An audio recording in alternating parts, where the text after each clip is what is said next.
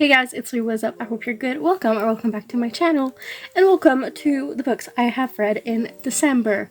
So, this month, like in December, I only read books that I gave 5 stars, which is really fucking weird when you think about it. Let's go. So, I started the month by finishing the Broken Bond series with book 4, 5, and 6. 4 is Forspawn, 5 is Tragigon, and 6 is Unbroken Bonds. If you want more of my thoughts on this series, like on the first 3 books, you can see my November reads thing. But yeah, in this series, in the first book, we follow Oliver Fallows, who has been on the run for, I think it's 5 years. It's been like over a month since I read the first one. For over 5 years, and she is taken from the streets and brought back to what are called bonds. Bonds are practically your biological mates, like fated mates kind of thing, like biological soulmates. And they all have those powers that they call gifts. Pretty sure. No, they call them, I think they call them gifts. Holy shit. Anyways. And so, in the first one, she is learning to live with her 6 bonds, the 6 men that she is bonded to. And throughout the 6 books, there is a lot of war going on between people who have gifts and, want to live like just hand in hand with non-gifted people versus the people who just want to be only gifted people. Fuck non-gifted, you know, that kind of things. And yeah, I gave this whole series a 5 stars. Honestly, my favorite man is Nox. Out of all of the dudes, I love them so much. And something I like is that the first book is called Broken Bonds and the last one in the series is called Unbroken Bonds. That's amazing. And the author of this, Jay Bree, is actually releasing a new series in 2023. Super excited about it. Definitely want to read them. Alright, next up, I started Postcard from Summer, which I was really excited about. I still am, but I only read 125 pages out of the like 600 pages. Because that's not what I needed at the moment. It is good. Like I love the writing. I love the dual point of views, dual timelines and everything. But it's not what I needed at the moment. But in this book, we follow Lexi. Is that her name? Yeah. Who is 17 and like she lost her mother when she was very young. And when her grandma passes, she inherits from her grandma a chest with a lot of things from her mother when she was younger. So before she was with her father, when she was on Mackinac Island, she finds letters, drawings, postcards, lots of stuff. And so she goes to Mackinac Island to follow in her mom's footstep and learn more about her. Where I am, like she's been on Mackinac for like a day. Or it's our second day there, and we have the point of view from Lexi living it, going through her mother's footstep, but also Emma, who is her mother from back when she was there. It's interesting. I truly want to read it soon. Probably like start rereading. Well, continue it in January. Hope I will because it was really good. But we will see. Only time will tell.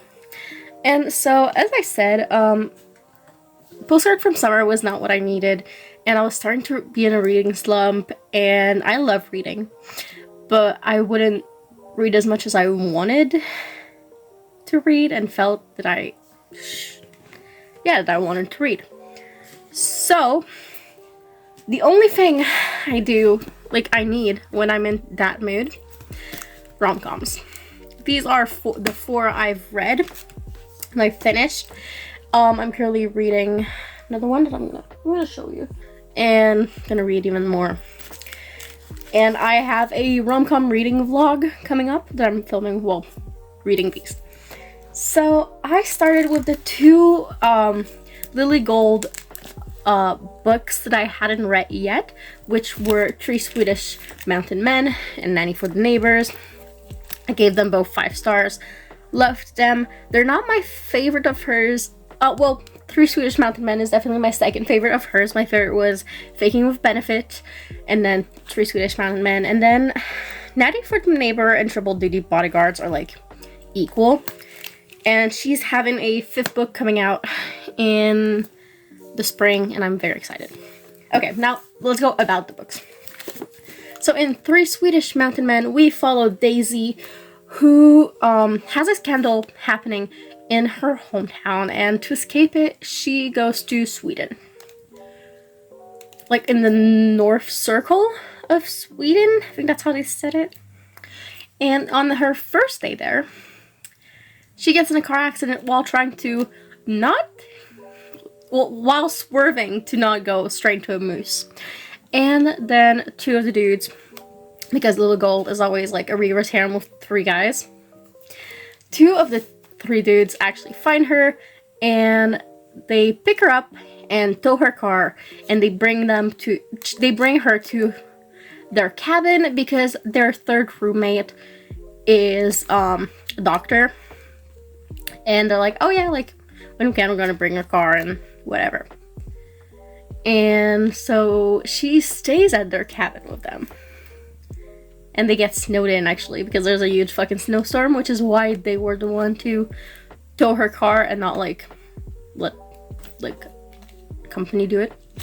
Anyways, really liked it. I loved all 3 of the characters so much, which only happened in Faking with Benefits. So, that's amazing. And then for Nanny for the Neighbor, we have Beth, who is a nanny out of a job, and then there are her 3 hot neighbors who live upstairs, who just have a baby. So they all had a sexual adventure with a woman, the 3 of them, and she was pregnant, but they didn't know. And all of a sudden, she just drops the baby on their doorstep, and they have no fucking idea whose it is. Like, they know the mother, but they don't know how to take care of a baby, how to parent, what they need, anything. So they go get her, and they're like, hey, can you fucking help? Well, they ask her to help, and like, they employ her, and then they all fall in love. And I usually don't like things with younger kids in it, because usually with babies in stories, they take like a whole lot of space. But the kid didn't take too much space, and it was not like a pregnancy plot to move forward. So it was fun. I really liked it. I really liked all of the guys, but Seb, I was a little on edge about the 3rd dude. But it happens when there's multiple people. Next up, the last 2 books I read were 2 queer rom-coms. First we have Love and Other Disasters, which again, 5 stars. It was amazing. I'm a big fan of MasterChef Australia, and this has the vibe, you know? So it's about Delia and London, who are entering Chef Special, which is a cooking competition. Delia just came out of a divorce, and cooking was the only thing that brought her joy. And then there's London, who has just always loved cooking. And they are non-binary. And they decide to be out as a non-binary person on the cooking show. And they fall in love during the cooking show. And they're so sweet, and I nearly cried multiple times, and yeah, it was amazing. Last book I read, which I finished on December 31st, was Kiss for Once for Me, which is a Christmas rom-com. So it's about Ellie, who last Christmas, I gave you my heart. She fell in love with Jack in one day, and then the two girls never spoke again, which you discover why, like, during the book. And this Christmas, she is fake engaged to him, a man, so he can get his inheritance, and she's getting $200,000 out of that, and she's broke, so she's like, you're a cool dude, whatever. And when she gets to the Christmas cabin, the woman she fell in love with last year, it's his sister. So it all goes from there. And what I liked about the story, it was a lot about failure and getting back up, and then all kinds of relationships. So it was about, well, of course, love, but also family relationships and friendships. And if someone says they don't like Meredith in this book, I don't trust you anymore. And then the book I started also on December 31st. I started She Gets the Girl. I'm like 20 pages in. No, I'm not even. I'm 10 pages in. So I can't really tell you what I think about it. But it's about Alex, who always gets the girl, but she can never keep her. And then about Molly, who has a super big crush. She's in love with someone, but she doesn't know how to get the girl. So Alex goes to help Molly get the girl, and then they fell in love.